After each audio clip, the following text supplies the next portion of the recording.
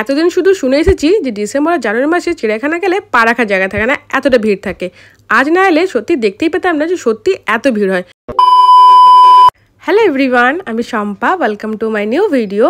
প্রথমেই বলে দিই, ভিডিওটা অনেক দিন আগে, ডিসেম্বর মাসে, আর দিনটা ছিল 29 তারিখ, তারার বিয়ের পরে পরে।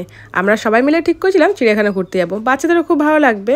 আর এতদিন অন্যান্য ভ্লগের চাপে ভ্লগটা দেওয়াই হয়। ভিডিও শুরুতে হরিণ দেখতে পাচ্ছ, কারণ আমরা গেছিলাম পেছনের গেট দিয়ে। আর আমাদের এখান থেকে যে বাসটা যায় সেটা যায় প্রথমে পেছনের গেটে, তারপরে সামনের গেটে, তাই আমরা পেছনের গেটেই নেমেছিলাম। আর এখন না অনলাইন হওয়ার পর এত সুবিধা হয়ে গেছে যে আমাদের টিকিট কাটার জন্য লাইন দিতেই হয়নি। আর দেখতে পাচ্ছ কতটা পরিমাণে ভিড়, আর দিনটা কিন্তু সানডেও ছিল, তাই এত পরিমাণে ভিড় ছিল। এই দুটো মাস মানে ডিসেম্বর জানুয়ারি মাসে প্রচণ্ড পরিমাণে ভিড় হয়, মানে বাসে বলো রাস্তায় বলো প্রচণ্ড ভিড় থাকে।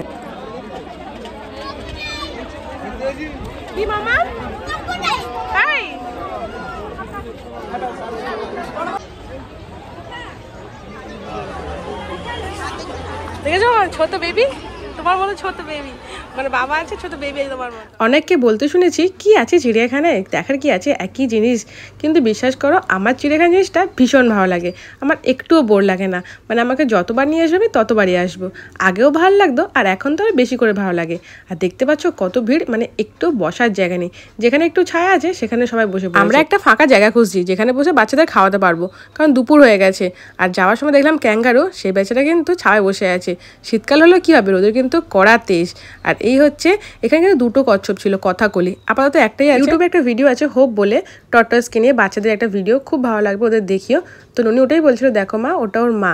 আর দেখতে পাচ্ছ যত বেলা বাড়ছে ভিড় যেন ততই বাড়ছে, মানে একটু বসার জায়গা পাচ্ছি না। যতক্ষণ না বসার জায়গা পাচ্ছি ততক্ষণ একটুখানি দেখিনি। আর এই হচ্ছে বন মানুষের জায়গাটা, কত লোকের ভিড় দেখো।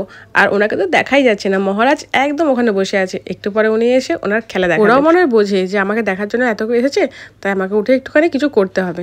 দেখতে পাচ্ছ উঠছে।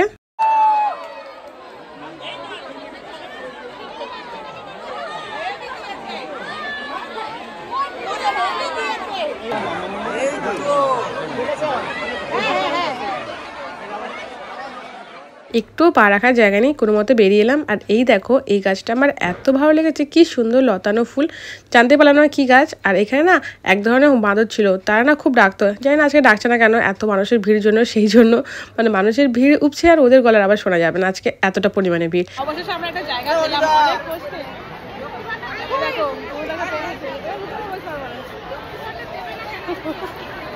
দেখো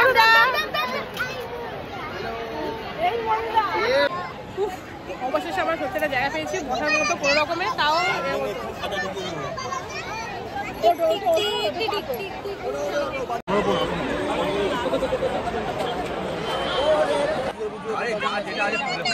আমাদের চলে এসেছে টিফিন, এই লাঞ্চ।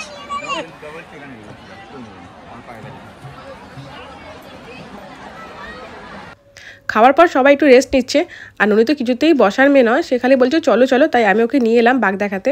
আর বাঘ বাবাজিও এখন রেস্ট নিচ্ছে, ওই যে দেখতে পাচ্ছ ওখানে। বললাম চলো, বাঘ যখন পরে বাইরে বেরোবে তখন তোমাকে নিয়ে আসবো। তাই ননি আর আমি মিলে বেরিয়ে পড়লাম। আর কত দূর কি যাওয়া যায় দেখতে, কিন্তু আমার না পাখি দেখতে খুব ভালো লাগে। আর এই হচ্ছে পাখি, ননিও কিন্তু খুব ভালোবাসে। আর দেখতে পাচ্ছ ও কত মন দিয়ে দেখছে। আর এই হচ্ছে আরেকটা পাখি, মানে আমাকে যদি সারাদিন পাখি দেখাতে দেওয়া হয়, আমি সারাদিন তাই দেখবো। যেটা সব থেকে বেশি আকর্ষণীয় জিনিস হচ্ছে এই নতুন জিনিসটা, খাঁচার ভেতরে মানুষ আর বাইরে পাখি। আমরা এটার জন্য এসেছিলাম, কিন্তু আজ এটা বন্ধ। আজ নয়, মনে হয় এই 2 মাস বন্ধই থাকবে, কারণ এত মানুষের ভিড় যে ভিড়টা সামলানো যাবেই না, তাই এটা বন্ধ করে রেখেছে। ভালোই করেছে একদিকে। আর এখানে না অনেক পাখি থাকে, দেখতে পাচ্ছ কত রকমের পাখি। আমার না বেশ লাগে পাখি। তোমার কেমন লাগছে মামা? ভালো লাগছে, কত ভালো লাগছে। আর দেখো ছোটো ছোটো হাঁসগুলো কি কিউট না। উনি বলছে মা ওরা এক পায়ে কেন দাঁড়িয়ে আছে। ও কিন্তু সব লক্ষ্য করেছে, উনির অনেক পাখি দেখা হয়ে গেছে, ও আর পাখি দেখবে না, ওরা সাপ দেখবে। কি বলি বলো তো। আর সাপের ওখানে এত ভিড়, সাপ তো দেখতেই পাবো না। আর দেখতে পাচ্ছ এখান থেকেই কত লাইন, কি করে যে যাবো কি জানে। তার বাবাকে বললাম যে তুমি নিয়ে চলো। আর এখান থেকে না এত লাইন সাপের, মানে মানুষ লাইন দিয়ে দেখছে। আমরা কি করে ঢুকবো মানে বুঝতেই পারছিলাম না। তাহলে যেটা সাইড থেকে যদি দেখা যায় তো সেটাই করব। তো চলো যাওয়া যাক। আর এই দেখতে পাচ্ছ কত ভিড়, কি করে সাপ দেখবো। তাই ওর বাবা ওকে কাঁধে তুলে নিয়েছে, না হলে বেচারি আজকে আর সাপ দেখা হচ্ছে না। মানে সবাই যারা যারা সাপ দেখবে এত ভিড় করেছিল, তো কোনো রকমে একটা সাপ দেখতে পেয়েছি, তাও কি ফোনটা আমি উঠিয়ে, আমরা দেখতেই পাচ্ছিলাম না, পরে ফোন থেকে দেখলাম। খুব বড় একটা ময়াল সাপ। তুমি তো খুব খুশি, দুখানা একটা নয় 2-3খানা দেখতে পাচ্ছ পরপর শুয়ে আছে। তো ওখান থেকে কোনো রকম বেরিয়ে এসে চলে এলাম এখানে কাকাতুয়ার কাছে। ননি তো খুব খুশি, এটাকেও বাড়ি নিয়ে যাবে। কি বলি, মা এরকম একটা পাখি নিয়ে আসবে। ও এখন যেহেতু একবার কাঁধে উঠেছে কোনো মতেই আর নামবে না, ওর নাকি পা ব্যথা হয়ে গেছে, তাই ও কাঁধে বসেই দেখবে। আমার না এই বকগুলো দেখতেও খুব ভালো লাগে, কিন্তু এখানে একটা এমন একটা মাছের আঁশটারে গন্ধ থাকে যে বেশিক্ষণ দাঁড়ানোই যায় না, নয় তো দাঁড়াতেই পারছে না। মা চলো চলো। আর জায়গাটা এতটা বড়, মানে আমার মনে হয় যেখানে দাঁড়িয়ে দেখি বকগুলোকে, কি সুন্দর দেখতে। আর এই দুটোকে তো আমার বেশি ভালো লাগে, কি সুন্দর পুরো ধপধপে সাদা। তোমাদের কি আমার মতো এরকম বক পাখি দেখতে ভালো লাগে? মানে অদ্ভুত ভালো লাগে আর কি। তারপর চলে এলাম আইসক্রিম খেতে আমরা।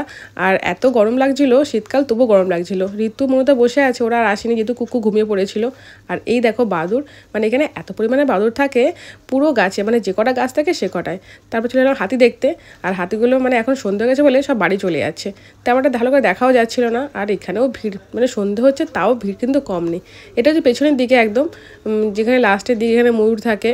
তো আমরা এরপর দেখে বেরিয়ে যাবো, কারণ অনেকটা লেট হয়ে গেছে। ননির এখনও লায়ন দেখা হয়নি, আর এই চিড়িয়াখানায় মাত্র একটাই লায়ন আছে। আর সে বাবাজি এখন বিশ্রাম করছে। কি করে দেখায়, আমার ফোনের ক্যামেরা দেখা যাচ্ছে, কিন্তু ওর চোখে ও দেখতে পাচ্ছে না, কারণ এতটা গাছপালা ছিল আর ভেতরে ছিল।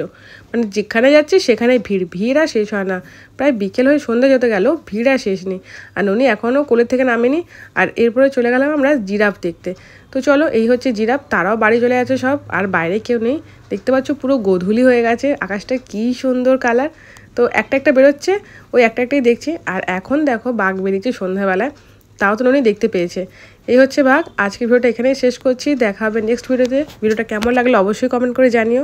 আর এই গেটটা নতুন করে বানানো হয়েছে, তো যাওয়ার সময় দেখতে পেলাম না, ভাবলাম বেরোনোর সময় আমাদের একটু শেয়ার করি। আজকের ভিডিওটা কেমন লাগলো অবশ্যই কমেন্ট করে জানিও। যদি ভালো লাগে তবে লাইক কমেন্ট শেয়ার করো।